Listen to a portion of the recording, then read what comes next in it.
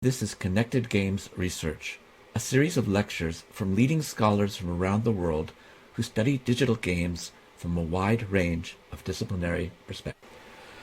Dr. Casey O'Donnell of Michigan State University works in the field of production studies, studying digital games as the output of collaborative creative processes.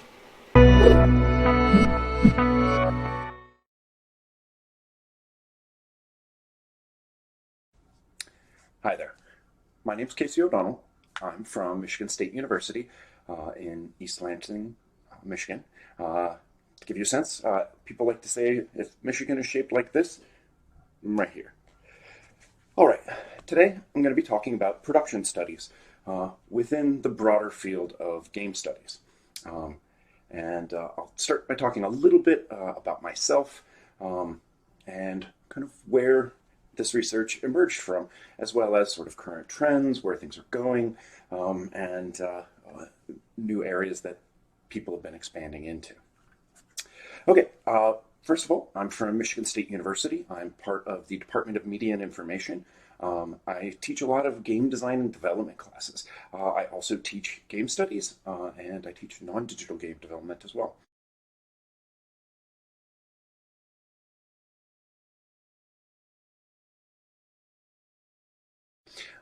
MSU is one of the top-ranked game design and development programs, both at the undergraduate and the master's level.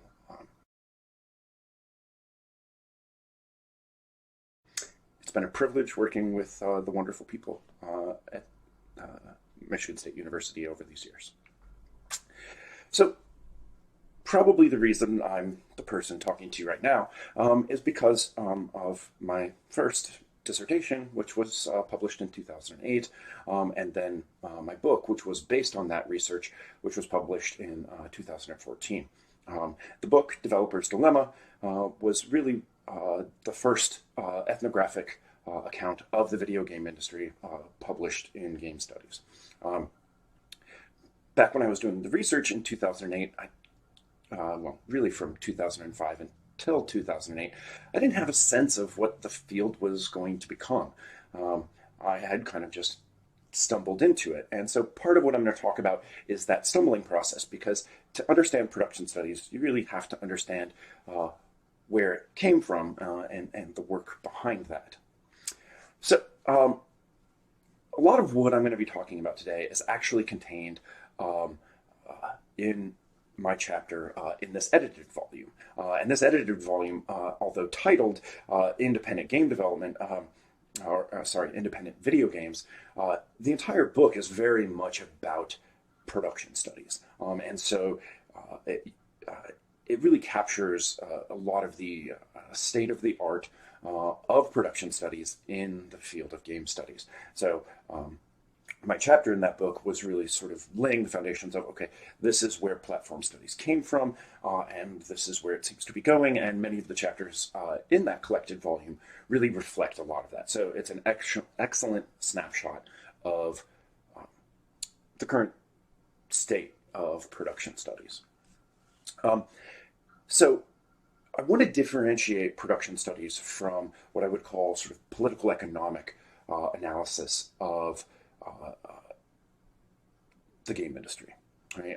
And so Games of Empire is often cited as this sort of early production studies text. And I kind of bracket it and say, well, they were doing something quite different.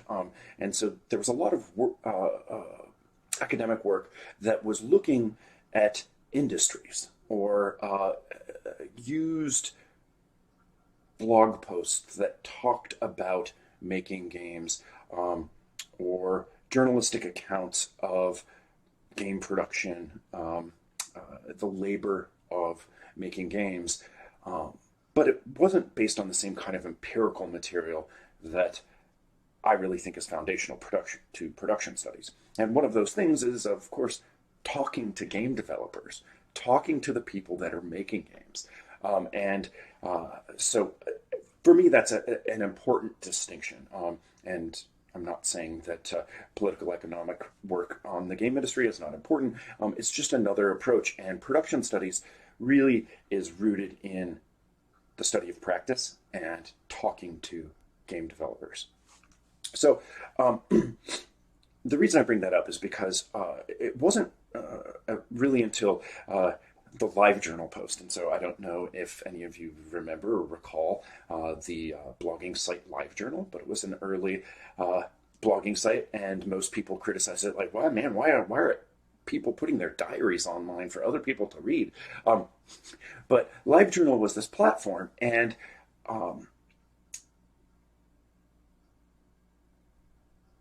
in 2004, EA Spouse published a post on LiveJournal, created an account specifically to detail the work-life practices and everyday lives of game developers that were happening at Electronic Arts Studios in California.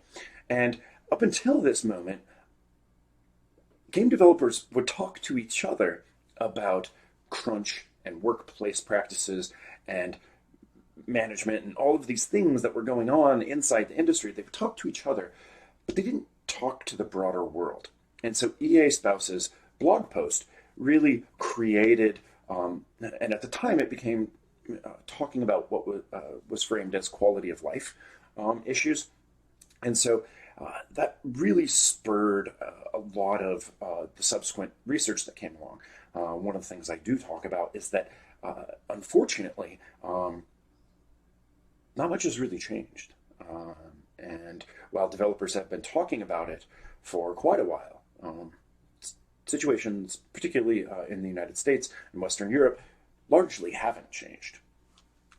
So my work, my PhD is in Science and Technology Studies from Rensselaer Polytechnic Institute. And Science and Technology Studies as a field of its own, right? So to kind of differentiate that from game studies, you have historians, anthropologists, sociologists, economists who are interested in the study of science and technology, right? Their development, where it comes from, right? And so Bruno Latour's book, Science in Action, was very influential for me, right? Because in this book, Bruno Latour went into science labs and did ethnographic field work and talked to scientists, right? It was this idea that the best way to understand how science is produced is by talking to the people that do it. And thus emerged, right, this broad field of science and technology studies with lots of folks looking at the development process and practice and cultures that go into the production of technological artifacts, right? And so for me, it was kind of clear, well, why isn't anybody talking to game developers and studying how they make what they make? We had this emerging field of game studies, and everybody was looking at the content of games and their narratives and their structures and the procedural rhetoric associated with them, but there wasn't a whole lot of conversation with actual developers, and that seemed a really important piece of this for me. I think it's also important to understand that science and technology studies is deeply connected with feminist approaches to studying epistemology and ways of knowing, right? Donna Haraway's work, Karen Norsatina's work, looking at how the cultures of communities that shape production practices are themselves imbued with lots of value systems. And that not necessarily that's a bad thing, right? And that it's just part of what comes with being human. And so acknowledging the politics that come with the production of things and artifacts and knowledge is important and is built into science and technology studies, and thus in many ways has become imported into production studies. I think it's also important to note that science and technology studies, particularly as it has emerged within production studies, and I can probably take some of the blame here, is by drawing on theories like actor network theory, using, in particular, I use John Law's kind of understanding of it. And John Law was drawing on Deleuze and Guattari and French post-structuralist philosophers. And so a lot of these ideas are very much part of production studies, even though it doesn't necessarily always get talked about and it's not always referenced, but it is part of what is going on inside of production studies. And in particular, I'm a huge fan of John Law's After Method book. It is a really important way to think about the methodologies that are associated with production studies. Also, because of this, because it is so implicated in post-structuralist theory, there's a great deal of work in STS that draws on queer theory. It draws on Foucault's work, Judith Butler's work, and looking at how power and social structure and social norms, ideas about gender and bodies are very much a part of technological and scientific production. And so, again, because of that, much of the work in production studies will touch on that. Not all of it, but much of it will. Also, because so much of this work is rooted in field work, right? Not to say that everybody that's doing production studies work is doing ethnography or is trained in ethnographic methods or identifies as an anthropologist or a sociologist or somebody that uses those methods. But because so much of production studies is going out and talking to people or hanging out with game developers, it does tend to have that particular valence. And personally, I come from a cultural anthropology tradition. My advisor is an anthropologist, and that was the methodology I was trained in. And so a lot of production studies does draw on this, but not always explicitly, but it does sit in the background, and I think that's an important piece to play here. I also sort of note here the importance of grounded theory, right? The idea that the research subjects and your empirical material forms your theory building. And again, I think that is it's not necessarily explicit in all production studies work, but it does sort of sit in the background. Another piece of this that sits in the background is journalistic accounts of technological production. Tracy Kidder's book, The Soul of the New Machine, was very influential for me. It was the story about the emergence of, I can't remember which computer it was, but I believe it was a VAX mainframe. And to me, that was just really fascinating to meet the humans behind the technology. David Sheff's book, Game Over, was an early journalistic account, and he was able to gain access to early creators of games like Super Mario Brothers. And right, so that's influential, but I'm going to come back to this, the struggle with journalistic accounts of game development in a little bit. So I also want to note that there was early work in this area, right? So Peter Zachariasen and his colleagues' work as far back as 2006 did some work, but it was often very quick, short, spending a little bit of time sitting in on meetings and looking at how management structures in game design and development workplaces was structured and how that shaped creativity and all of those things. And again, I'm not sort of poo-pooing any of that work. It's great work. I have a chapter in Peter's collected volume here, right? So it is critically important, but I think one of the things that production studies does try to do is spend time and not make it sort of quick and short-sighted, like spending significant amount of time talking with developers, spending time with them in their workplaces. And, for many now that is virtual and has been for independent game developers for quite a while. I also want to situate this in a broader history of history, anthropology, sociology of work, right? Looking at how jobs change and work changes, or looking at how Julian Orr's work on copier technicians, right? And how copier technicians have very tacit knowledge that is never ever written down. And so when a company, has these manuals, and yet the technicians have a very different kind of knowledge that's rooted in the craft and everyday practice. So again, like production studies draws on this. Part of one of the critiques that I make is that you game developers are not cogs. You can't replace one with another, right? That they all have a kind of tacit knowledge that is rooted in the thing and the process and the place and the game that they are working on. So I draw on that work a lot.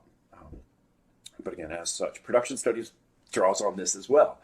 I think one of the main impetuses of production studies is also, right, so this image is from the movie Grandma's Boy. And of course, movie depictions of technology, it makes me think about the movie Hackers as well, right? Popular conceptions of what it takes or means to make a game is often very, very distant from what it actually is. And of course, that's true for most professions, right? Movies about lawyers, movies about doctors, right, don't necessarily capture what that everyday life is. But I think it's important, particularly when you combine that with kind of journalistic accounts of game development. It's important to offer a more nuanced and more accurate perspective on that.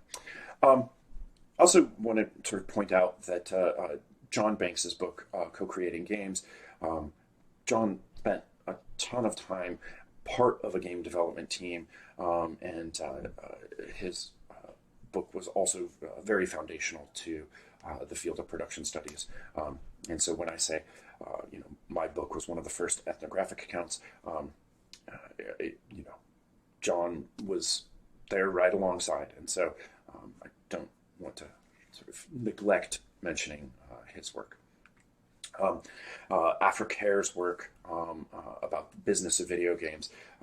Afra has done an exceptional job of, I think, really combining the sort of political economic approach with talking to game developers and getting in touch and moving through those networks, but also the networks above the rank and file game developers, looking at how policy happens around games.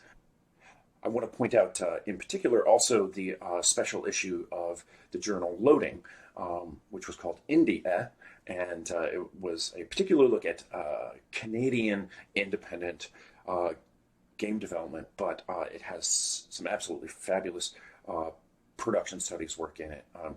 And it also signaled, I'll talk about gatekeeping and the difficulty that access poses for researchers in a minute, but it really highlighted that independent game development really offered production studies a unique opportunity. I want to point out the collected volume that Brendan Keogh and his colleague recently published that was looking at the role that Unity or game engines play in production studies. Also, Jen Whitson's delightful work on looking at the role that game engines play and how game developers talk about game development, how they talk about their tools. And so, production studies is very rooted in this nitty gritty, finding out how game developers understand and think about the work of making games. Production studies has also, really within the last 5 years, had explosive growth in and this is more of an anthropology term, but the area studies aspect, right? Production studies that are focused on a very specific area or community of game developers, right? So, well, how do games getting made in Ireland differ from Finland or from Sweden, um, or from China or from Japan? And so the regional aspect of game studies, uh, and in particular production studies, has seen a great deal of growth. I was on a master's student committee who was doing game production studies work in Peru, right? And so there's a lot of fascinating work that's going and looking at very specific communities of game developers rooted in spaces and places. And that's been absolutely delightful to see. I also want to talk about what I would call either historically inclined or actual histories of game production, right? Production studies work that is going back and looking at the historical artifacts associated with the creative process of making games. There's a book that isn't even out yet by Tom Bolstorff and his colleague, where they went back and they interviewed tons of people who had worked on old computer platforms and how that shaped what became of it, right? And so I see that as very much part and parcel with production studies, right? That we can go back and look at the documents associated with these technological artifacts, but we can also try to find those people because many of them are still alive, but increasingly many aren't. And so there is this sort of unique historical moment for doing production studies work. In particular, I think it's also wonderful to see work like Lane Nooney's going back and looking at those who disappeared from accounts of who makes games, right? And so I see that as critically important to the future of production studies, right? That these artifacts, are rooted temporally as well, and they decay over time. I see strong synergies between what I would call game archivist work and game preservation work and production studies, because to understand what's happening now in game studios, you have to also understand their roots. And some of my work that's more historically inclined, particularly looking at the Nintendo Entertainment System or a thing that I refer to as Mario Factory, I drew heavily on patent documents because it was a way to kind of access that history. And so that is also part of production studies as well. Um, Production studies adjacent, I think it's really important because of the way sort of gamer culture uh, is very much part of game studios. It's important to see that work as intimately connected with production studies, right? So looking at the role that kind of toxic masculinity plays, or developer identity and gamer identity become intertwined. Adrian Shaw's work is lovely, and Adrian has spent a great deal of time talking to developers and trying to understand that culture as well. And I see a really nice intersection of those things in Shira Chess's book, Ready Player Two, where understanding, right, designers talking about making games, and they really don't want to say, "Oh, we're making games for women," but in fact they are, and just the lengths to which they avoid saying that, and yet also talking in very essentializing ways about gender. And so, again, I see all of these things as very much part of the core of production studies. I also think it's really important to talk about the role that queer game studies and queer theory and queer studies has had in game studies in general, but also within production studies, in part because many queer game developers are much more interested or willing to talk about their work with academics, in part because they see the intersection between queer identity and this research and their work. right, and their game development practice. And there's been absolutely delightful work in this area. There's a special issue of Game Studies Journal that focused on these, and basically anything that Bonnie has touched has been very influential for game production studies. And in the Paulo's book mentioned at the very beginning of this presentation, Bonnie has a chapter in that book as well.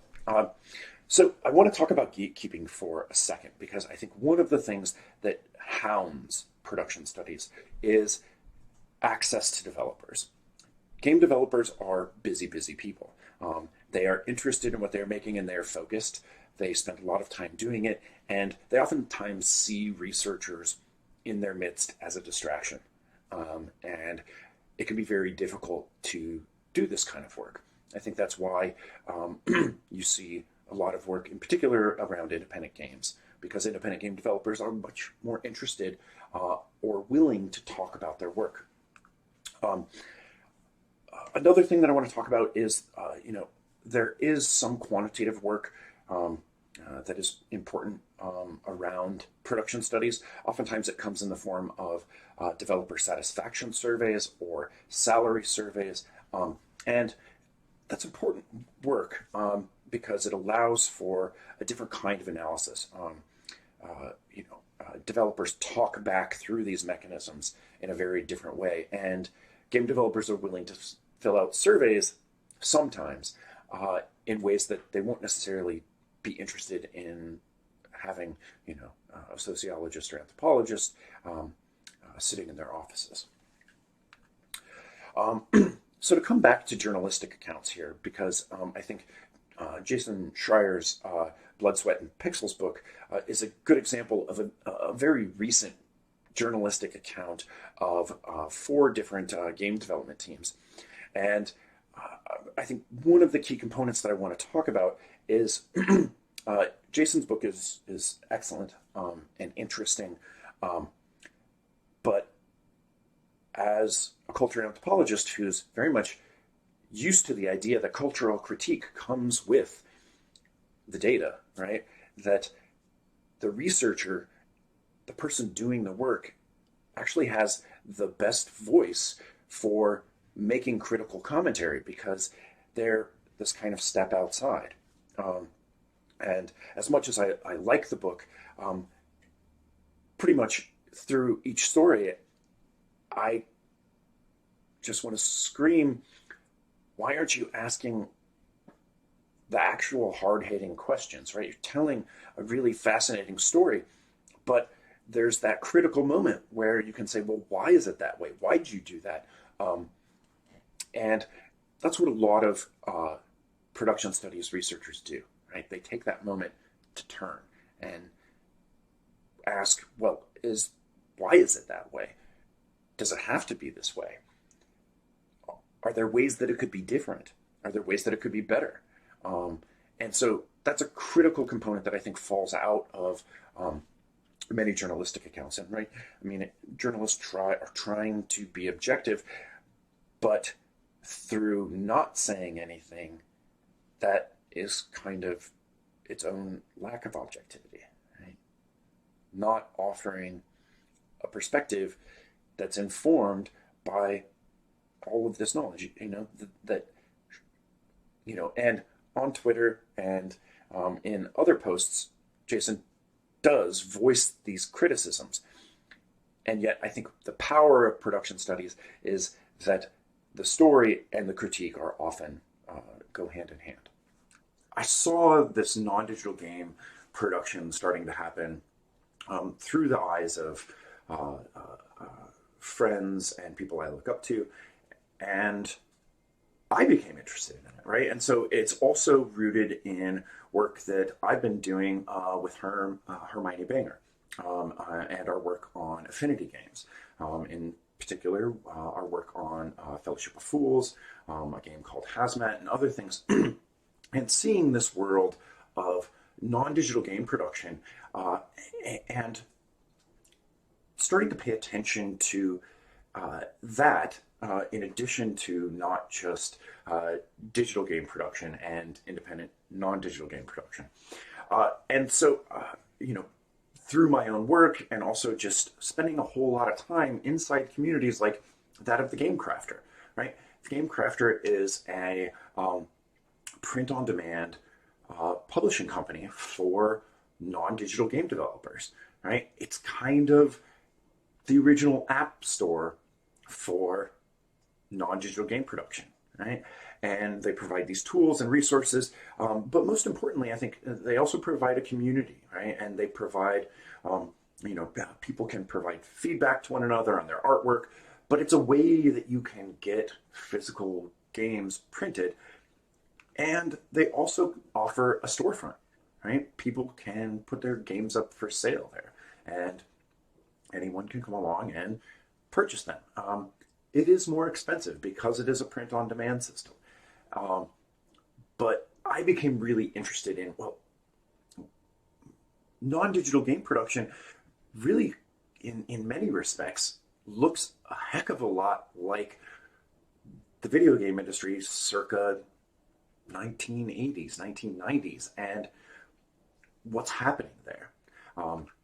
So it's also interesting because I look towards, game conferences and awards, things like Indiecade, and non-digital games do get attention. I mean, I don't think as much as digital games, but they're there, right? And even something like Meaningful Play, where we have a special category for non-digital games, and so there is attention, but there hasn't been this kind of research attention to their production, right? In a very production studies centric kind of mode.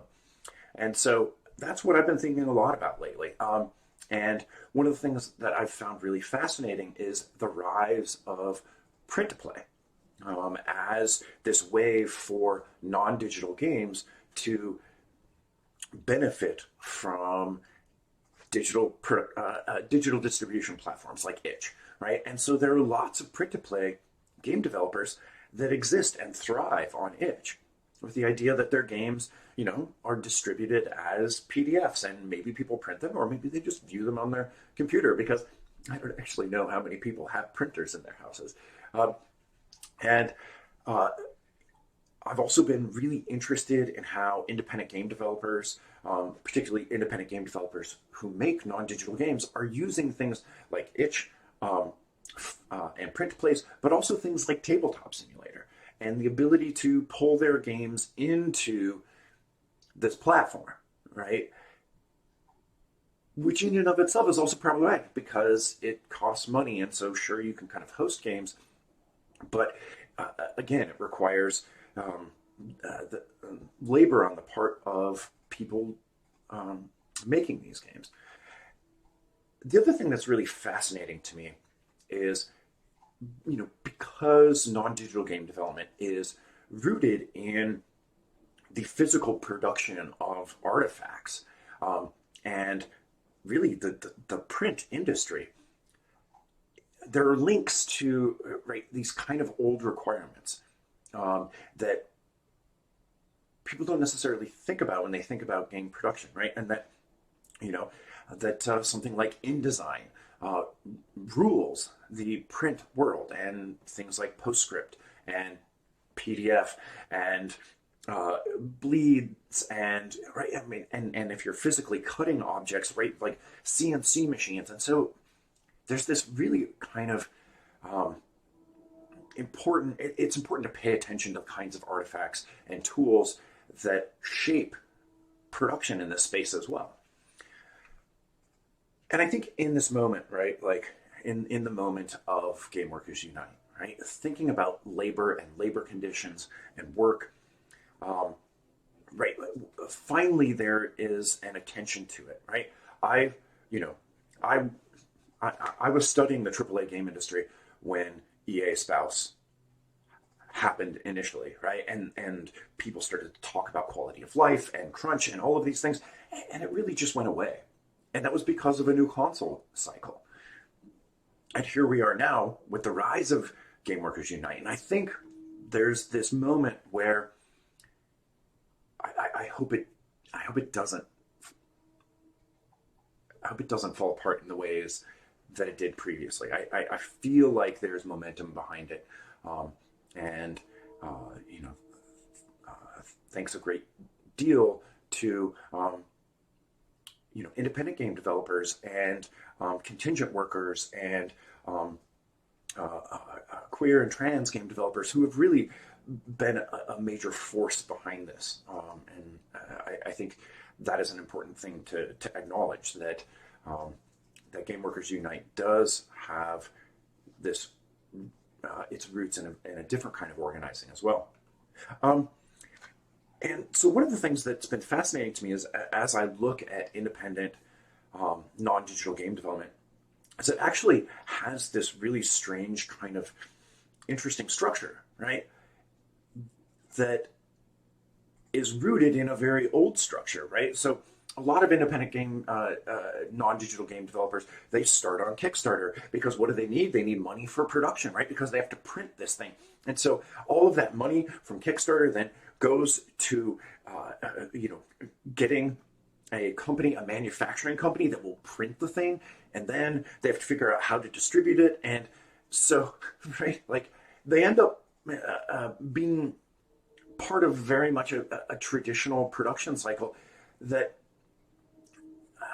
I find kind of problematic, right?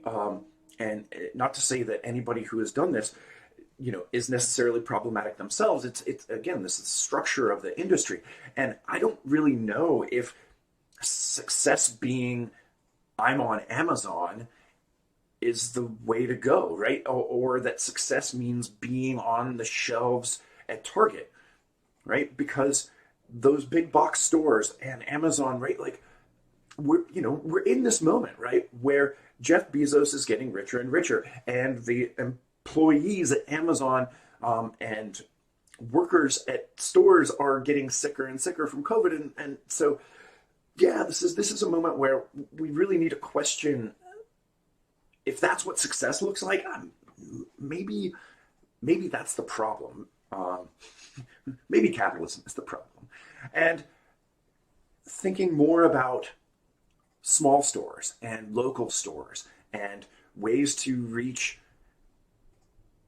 create community in this space. And so I want to sort of question, what does success look like for not just non-digital independent game development, but independent game development in general, right? If success is being featured on Steam, that too is part of exactly this phenomenon, this problem.